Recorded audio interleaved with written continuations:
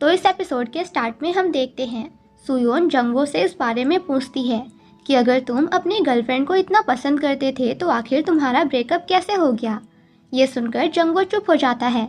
दूसरी तरफ उस रेपिस्ट की बॉडी को पुलिस लेने जाती है और तभी यहाँ उसका फ्रेंड आकर पुलिस को बोलने लगता है कि ज़रूर उसे जंगवो ने मारा होगा। फिर जंगवो का पार्टनर उसे बार बार कॉल करने लगता है पर जंगवो उसका कॉल नहीं उठाता। ये देखकर सुयोन इससे पूछती है कि आखिर तुम कॉल क्यों नहीं उठा रहे हो, पर वो फ़ोन को पलटकर रख देता है और सुयोन से ही सवाल करने लगता है। उससे पूछता है उसके और हैरी के बारे में। तो सुयोन इसे बताती है कि मैं और हैरी जब छोटे थे तभी से साथ में हैं। हम दोनों को साथ में अडॉप्ट किया गया था और हमने डिसाइड करके रखा था कि जिस दिन हमें अडॉप्ट किया गया था हम मानेंगे कि हम उसी दिन पैदा हुए हैं। फिर अपना टॉपिक हटाकर सुयोन वापस जंगवो से उसके बारे में सवाल करने लगती है कि आखिर वो और उसकी गर्लफ्रेंड अलग कैसे हुए थे। तो जंगवो इससे कहता है कि शायद मैं बहुत ही ज़्यादा तेज भागता हूँ, इसी वजह से। फिर सुयोन पूछती है कि क्या तुम फाइटिंग में भी अच्छे हो, और वो अपने मन में सोचती है कि जो भी इसकी गर्लफ्रेंड बनेगी वो कितनी ज़्यादा लकी होगी, ये हर हाल में उसे बचाएगा। और फिर वो जंगवो का नाम लेने लग जाती है और स्माइल करते हुए कहती है कि शायद अब मैं बहुत ही ज़्यादा ड्रंक हो चुकी हूँ। फिर जंगवो अपनी कार से सुयोन को उसके घर छोड़ने जाता है और वो इससे कहती है मैंने तुम्हें बहुत ज़्यादा थका दिया, इसीलिए तुम मुझसे गुस्सा तो नहीं हो गए। तो वो कहता है कि तुम मुझे डिस्ट्रैक्ट मत करो। फिर सुयोन विंडो खोल के हवा एंजॉय करने लग जाती है और जंगवो इसे देखकर फिर से सुयोन को ही याद करने लगता है। इसके बाद हम देखते हैं ह्यूंग जून जो कि सीसीटीवी में देख लेता है कि सुयोन घर के बाहर पहुंच गई है और साथ में जंगवो भी। और यहाँ पर हम देखते हैं कि सुयोन जंगवो से कहती है कि तुम अपना नंबर मेरे हाथ पर लिख दो क्योंकि मैं अपना फ़ोन कहीं घुमा चुकी हूँ। जंगवो तो बस उसे शौक होकर देखता है और सुयोन इसे बताने लगती है कि हैरी बहुत ही ज़्यादा बिजी रहता है, इसीलिए मुझे कोई फ्रेंड चाहिए बात करने के लिए। वैसे भी कुछ दिनों बाद मैं वापस फ्रांस चली जाऊंगी और पता नहीं फिर कब वापस आऊंगी, और तुम्हारा तो तुम्हारी गर्लफ्रेंड के साथ ब्रेकअप हो चुका है, तो ऐसे में हम किसी रेस्टोरेंट में जाकर मिल सकते हैं और बात कर सकते हैं। पर जंगवो इसे मना करके यहाँ से जा रहा होता है। तभी सुयोन इसे आवाज़ देकर कहती है कि हम दोनों सीक्रेट फ्रेंड्स बन सकते हैं, और अगर तुम्हें हैरी की फिक्र हो रही है तो उसे तो इस बारे में पता भी नहीं चलेगा। तो जंगवो उसे चिल्लाकर कहता है कि मुझे सीक्रेट्स पसंद नहीं। तो वो कहती है कि कोई बात नहीं, फ्रेंड्स बन जाते हैं, क्योंकि वैसे भी मुझे बस एक फ्रेंड की ज़रूरत है, और हाँ अब से हम सीक्रेट फ्रेंड्स हैं, तो इस बारे में किसी को बताना मत कि तुम आज मुझसे मिले थे। ये सब सुनकर जंगवो सोचने लगता है कि सुयोन ने भी उससे यही सब बोला था कि वो उसकी सीक्रेट फ्रेंड बनना चाहती है। और फिर जंगवो रुककर वापस से सुयोन के पास जाने वाला होता है, पर तभी इतने में इसे कॉल आ जाती है और इसे भी पता लग जाता है कि वो रेपिस्ट मर चुका है। और यहाँ पर सुयोन जब अपने घर जाती है तो देखती है कि ह्यूंग जून लिविंग रूम में ही साइकिल चलाने की प्रैक्टिस कर रहा होता है। सुयोन इससे कहती है कि अभी तुम्हारे पैर की हालत ठीक नहीं हुई है, इसीलिए साइकिल चलाना रिस्की हो सकता है। पर ह्यूंग जून को तो अपनी नहीं बल्कि सुयोन की पड़ी होती है। वो कहता है कि मैंने तुम्हें कितने कॉल किए थे, तुमने उठाई क्यों नहीं। तो वो बताती है कि मेरा फ़ोन कहीं गुम गया है, जिस पर वो कहता है कि कल ही मैं तुम्हें एक नया फ़ोन खरीद कर दूंगा। पर तभी सुयोन उसे बता देती है कि वो जंगवो से मिलने गई थी। तो ह्यूंग जून शॉक होकर साइकिल पर से गिर जाता है, तो वो जल्दी से जाकर उसकी हेल्प करती है उसे उठाने में। तभी ह्यूंग जून इससे कहता है कि अब हम शादी कर लेते हैं, पर सुयोन शादी के लिए मना कर रही होती है। तो वो कहता है कि अब मैं 18 साल का हो चुका हूँ और तुम जानती हो कि मैं ये बात अचानक से नहीं कह रहा हूँ, मैं बचपन से ही तुमसे शादी करना चाहता था, तो चलो कम से कम हम एंगेजमेंट तो कर ही लेते हैं। देखो चाहे 40 साल हो जाएं या 50 साल, मैंने सोच रखा है कि मैं सिर्फ तुमसे ही शादी करूँगा, और मुझे पता है कि तुम भी मेरे अलावा किसी और को नहीं चुनोगी, और जब तक तुम शादी के लिए रेडी नहीं हो जाती मैं तब तक तुम्हारा इंतज़ार करूँगा। तो सुयोन इससे कहती है कि मैं जंगवो से इसलिए मिलने नहीं गई थी कि मैं उसे अभी भी पसंद करती हूँ, मैं तो बस उससे इसलिए मिलने गई थी ताकि मैं अपनी पुरानी यादों को मार सकूँ। इस पर ह्यूंग जून इससे कहता है कि अब तुम सुयोन नहीं बल्कि जोई हो। इसीलिए तुम्हें अपनी पुरानी चीज़ें याद करने की कोई ज़रूरत ही नहीं है, तुम उसे भूल जाओ। फिर सू योन इसे सॉरी बोलती है और ह्यूंग जून सोच रहा होता है कि तुम बस उससे नफरत करती रहो, फिर शायद सब कुछ ठीक हो जाएगा। दूसरी तरफ जंगवू यहाँ क्राइम सीन पर पहुँच जाता है और वो रेपिस्ट की बॉडी से कहने लग जाता है कि आखिर तुमने सोयोन को कहाँ रखा है, कम से कम ये बताने से पहले तुम्हें मरना नहीं चाहिए था। यहाँ सभी पुलिस ऑफिसर्स इसकी बॉडी चेक कर रहे होते हैं कि इसका कार एक्सीडेंट हुआ था और ये लोग इसका ब्लड टेस्ट करवाने के लिए देते हैं। जंगवू के कैप्टन उसे इस केस से दूर रहने के लिए कहते हैं, तो जंगवू उन्हें मना रहा होता है कि वो इस केस में अच्छे से काम करेगा और किलर को पकड़ने की पूरी कोशिश करेगा, पर इसके कैप्टन बिल्कुल नहीं मानते। फिर यहाँ दूसरी तरफ हम तैजून को देखते हैं, जिसको पुलिस चीफ के जरिए जंगवू के बारे में अपडेट मिलती है और वो उससे रेपिस्ट की डेथ रिपोर्ट मांगता है। इसके बाद हम तैजून को देखते हैं, जो कि अपने गार्ड्स के साथ जैशी कंपनी के बाहर पहुंचता है। तभी यहाँ ह्यूंग जून जानबूझकर अपनी साइकिल लाकर उससे भिड़ा देता है और एक्सेप्ट करता है कि आई एम सॉरी, मैंने देखा नहीं था। और फिर आगे जाकर वो स्माइल करने लगता है, क्योंकि उसने तो ये सब जानबूझकर किया था। दरअसल वो यहाँ पर अपनी मॉम का बदला लेने आया है। दूसरी तरफ सुयोन को भी उस आदमी के मौत के बारे में पता चल जाती है। तभी इसे जंगवू की स्टेप मॉम का मैसेज आता है कि वो फैशन डिज़ाइनर जोई की फ्रेंड बनना चाहती हैं, पर सुयोन इसे कोई भाव नहीं देती। तो वो इसे इसकी और ह्यूंग जून की फ़ोटो सेंड करती हैं और कहती हैं कि इस बारे में अगर बात करना हो तो तुम मुझसे आकर मिलो। ये देखकर सुयोन को गुस्सा आता है। फिर नेक्स्ट डे हम देखते हैं कि जंगवू पुलिस स्टेशन से बाहर निकलता है और तभी इसे यहाँ पर सुयोन दिख जाती है। दोनों बाहर बैठकर बात करते हैं और जंगवू इसके लिए कॉफ़ी लेकर आता है और इससे पूछता है कि वो यहाँ पर क्यों आई है। तो सुयोन उसे वही फ़ोटोज़ दिखाती है जो जंगवू की स्टेप मॉम ने उसे भेजी थी। वो कहती है कि किसी ने सीक्रेटली मेरी फ़ोटोज़ लिए हैं और मुझे ब्लैकमेल कर रहा है। उस फोटोज़ में सुयोन और ह्यूंग जून कुछ ज़्यादा ही क्लोज होते हैं और ये देखकर जंगवू को अच्छा नहीं लगता और सुयोन उसका रिएक्शन देखकर बहुत खुश हो रही होती है। फिर जंगवू इससे कहता है कि मैं अभी काफ़ी ज़्यादा बिजी हूँ, तो मैं अपने किसी कलीग को कह देता हूँ तुम्हारा केस हैंडल करने के लिए। पर सुयोन इसे मना रही होती है कि तुम तो मेरे फ्रेंड हो ना, इसीलिए मैं चाहती हूँ कि तुम ही मेरा केस हैंडल करो। फिर वो इसे ईमेल भी दिखाती है और जंगवू ये देखकर पहचान जाता है कि ये तो उसकी स्टेप मॉम है।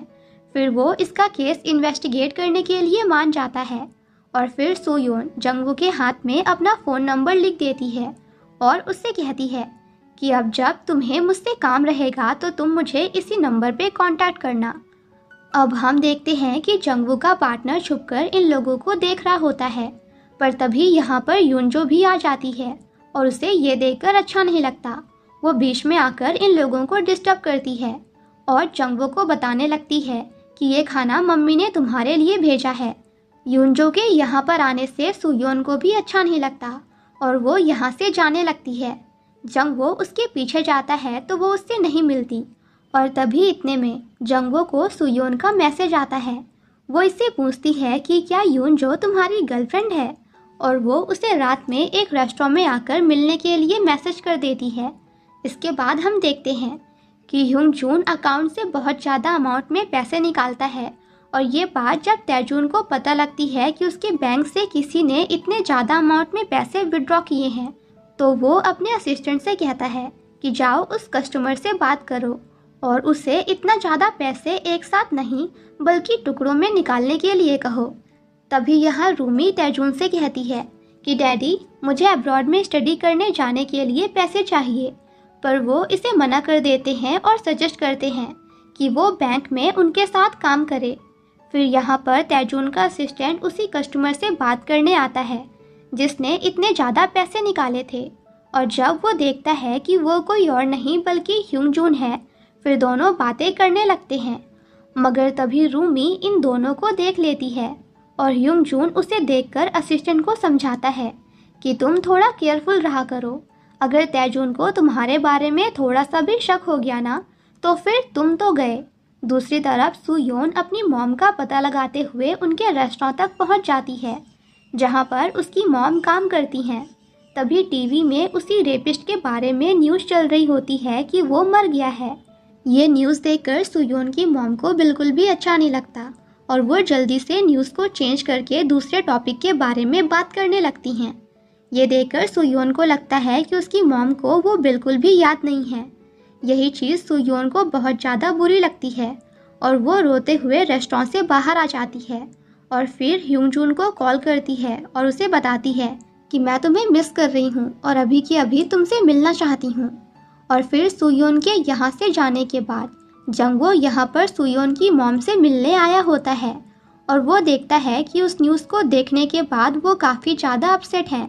तो जंगवो उनका मूड ठीक करने के लिए उन्हें आइसक्रीम खिलाता है और उन्हें शूज़ पहनाता है जो वो उनके लिए खरीद कर लाया था। फिर सुयोन की मॉम उससे कहती हैं कि मैं बहुत ही ज़्यादा खुश हूँ कि अब वो क्रिमिनल मर गया है। वो जंगवो से कहती हैं कि अब तुम्हें इन सब चीज़ों में पड़ने की कोई ज़रूरत नहीं और वो उसे वापस से अपनी फैमिली के पास जाने के लिए कह रही होती हैं। पर जंगवो तो जाने से मना कर देता है क्योंकि अब वो सुयोन की मॉम को ही अपनी माँ की तरह मानने लग गया है। फिर दोनों प्लेग्राउंड में एंजॉय करने लगते हैं।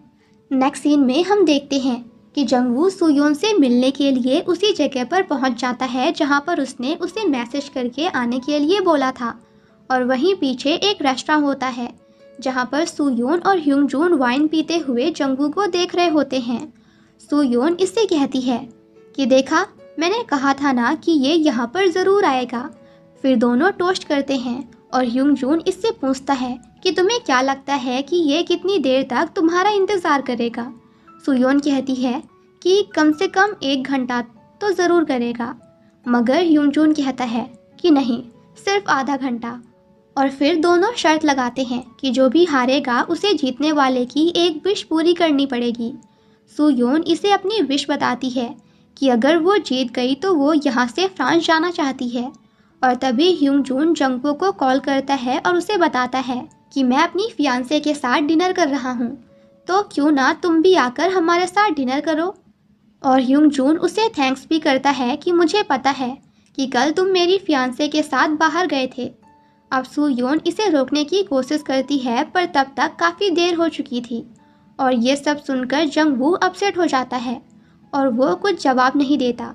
फिर कॉल रखने के बाद सुयोन ह्यूंजून से कहती है कि आखिर तुमने चीटिंग क्यों की।